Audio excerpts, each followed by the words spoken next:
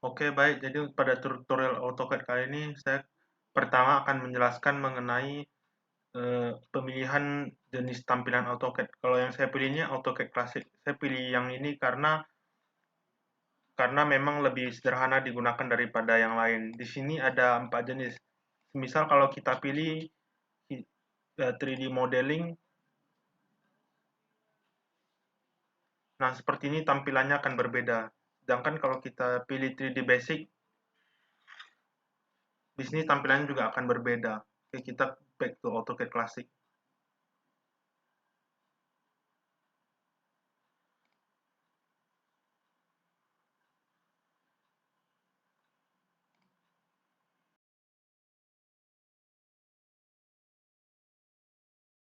Oke, sekarang saya akan menjelaskan tentang bagaimana cara membuat garis dan apa yang perlu diperhatikan kalau kita ingin membuat garis di AutoCAD. Pertama kita ketik perintah L, yaitu untuk membuat garis. Di sini yang harus diperhatikan adalah sudutnya dan panjangnya. Kalau panjangnya kita bisa mengetik, misalnya kayak gini, misalnya saya tulis 4000 ini saya buat dalam satuan mm ya. Lalu kita klik enter, di sini akan ada garis. Sedangkan di sini karena kan 30 derajat ini pilihnya dari mana? Dari bipolar. Misalnya kalau dari bipolar tracking saya mau pilih 45 kayak gini. Nanti otomatis sudutnya akan diubah ke 45 dan kelipatannya seperti 90 dan 135. Anggap kita ini buat 3500 lah.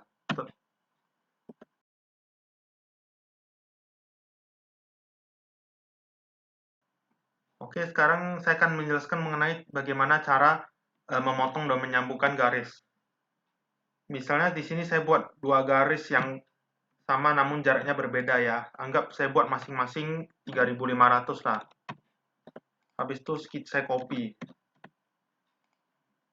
Dua garis ini sebenarnya bisa kita hubungkan dengan cara kita select kedua garis, habis itu kita ketik join ya. Nah, di sini sudah terhubung. Tapi kalau kita mau potong juga bisa dengan cara seperti berikut. Kita copy salah satu, kemudian salah satu garisnya saya rotate 90 derajat. Kemudian saya pindahin ke bagian sini, kemudian saya trim ya. Atau enggak bisa juga seperti ini ya kawan-kawan. Saya pakai garis XL. Garis XL yaitu garis yang menghubungkan dari ujung ke ujung seperti ini. Habis itu saya trim salah satunya seperti tadi.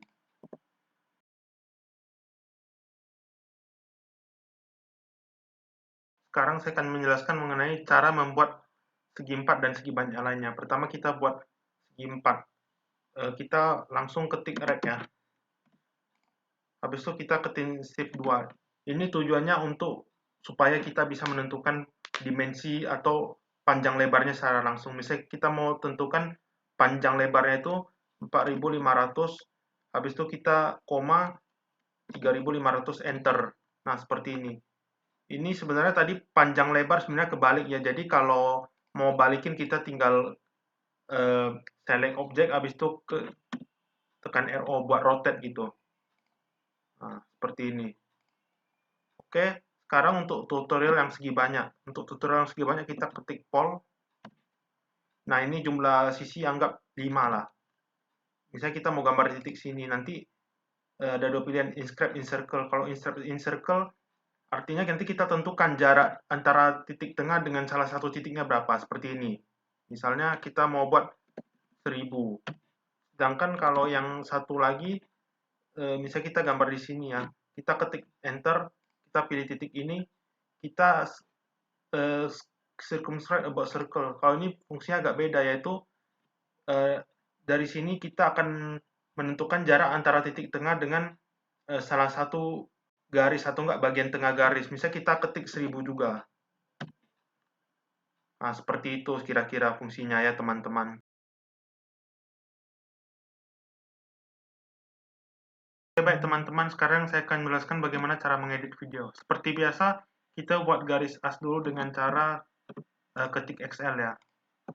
Ini garis pembatas. Misalnya kita mau pilih offsetnya per 5 meter alias per 5000 mm. Ini karena skalanya ada milik, kita offset, kita tulis angkanya 5000, ini udah tertulis. Habis itu kita pilih sampai ada 5 buah garis ya. Ini 3 buah garis, 4 buah garis, 5 buah garis seperti itu.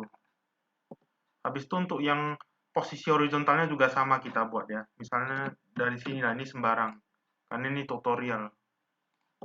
Kita buat 5000 juga dan jumlahnya 5 garis.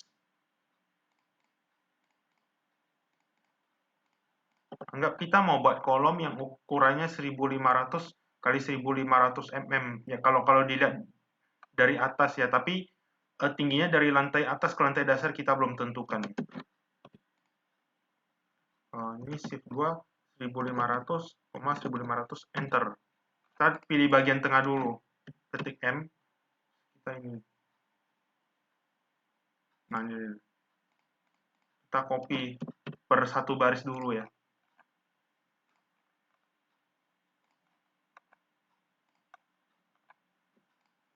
Oh ya, setelah ini teman-teman perhatikan ya, jangan select seperti ini karena nanti garis asnya juga ada terselect. Jadi kita select seperti ini lalu kita copy ke bawah.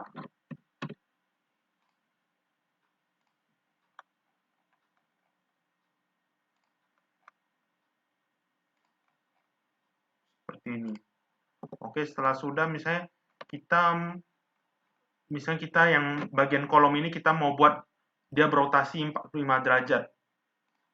Oke, kalau kita pakai menu RO, kita harus pilih tengah, nggak boleh pilih sini. Kenapa? Karena kita harus tahu dia berotasi terhadap sumbu mana. Misalnya kalau kita pilih tengah, nanti dia berotasi terhadap sumbu yang kita pilih gitu. Jadi kita harus pilih yang bagian tengah ya, jangan yang bagian ujung ya kawan-kawan. Seperti ini. Sampai dia muncul 45. Kalau tadi mungkin kebetulan ini persegi, jadi kita pilih salah satu ujungnya bisa. Tapi kalau kita rotasi, habis itu kita mau tentukan dia berotasi terhadap berapa derajat, kita ketik aja misalnya terhadap 45 derajat kan. Kita ketik 45, habis itu kita enter. Sekarang saya akan menjelaskan tentang penggunaan dari fungsi mirror, yaitu menghasilkan copy benda, maksudnya benda hasil copy tapi sesuai hasil bayangan dia atau hasil mirror dia. Contohnya, saya pilih benda itu, habis itu saya ketik MI seperti itu. Seperti ini. Enter. Nah, hasilnya seperti ini kalau saya pakai fungsi mirror ya.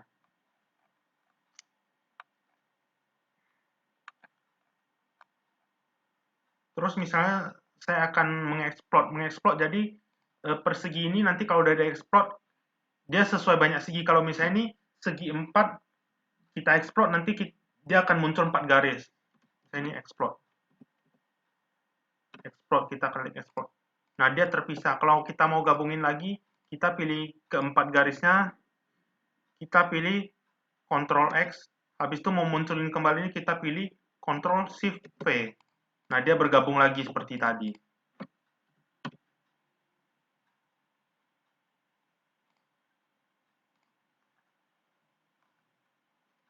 Dan menu tadi kalau cara menggabungin bisa juga persegi ini kita gabungin dengan segi lain. Misalnya kita mau gabungkan dengan lingkaran, kita pilih circle, ini radiusnya kita nggak perlu tentukan ya, karena kita buat pas menyinggung setiap sisi persegi. Ini kan ini, jadi kita mau gabungkan antara persegi dengan lingkaran dengan cara seperti tadi lah. Ctrl X, Ctrl Shift V.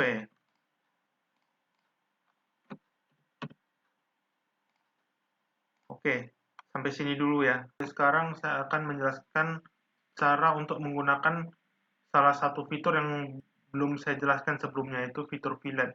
Oke, jadi fitur ini ada dua fungsi, yaitu untuk menggabungkan garis yang berasal dari arah yang tidak sama ataupun untuk membentuk lengkukan pada sudut garis seperti itu. Misalnya kita buat satu garis horizontal dan satu lagi garis vertikal. Kita tinggal ketik F, kita tinggal pilih satu garis, kita pilih satu garis lagi. Nah, otomatis dia akan bertemu di suatu titik nanti. Terus kalau kita membuat lengkukan, kita sama juga kita pakai fillet, cuman kita pilih RR, maksudnya kita mau tentukan lengkukannya sebesar berapa. Misalnya kita tentukan sebesar 50 lengkukannya. Kita tinggal ketik 25, habis itu enter. Kita kita pilih satu garis, habis itu kita pilih garis yang lain. Nah, dia akan membentuk lengkukan seperti ini. Nah, ini nanti jadi 3 objek yang terpisah ya, teman-teman.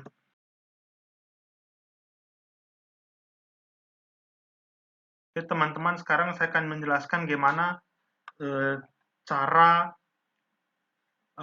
mengedit garis. Di sini anggap yang garis as ya, garis asnya saya buatnya warna ini. Nah, karena ini ada garis, jadi saya lebih prefer untuk mengubah nama. Misalnya ini dari yang bata dinding ya, saya ubah namanya jadi garis as. Dengan cara saya ketik 2 kali, habis itu saya ketik garis as, seperti itu. Ini, oke. Garis as. Jadi kita pilih garis di sini semua, karena kita udah terlanjur gambar ya, jadi kita pilih garisnya, habis itu kita pilih yang garis as.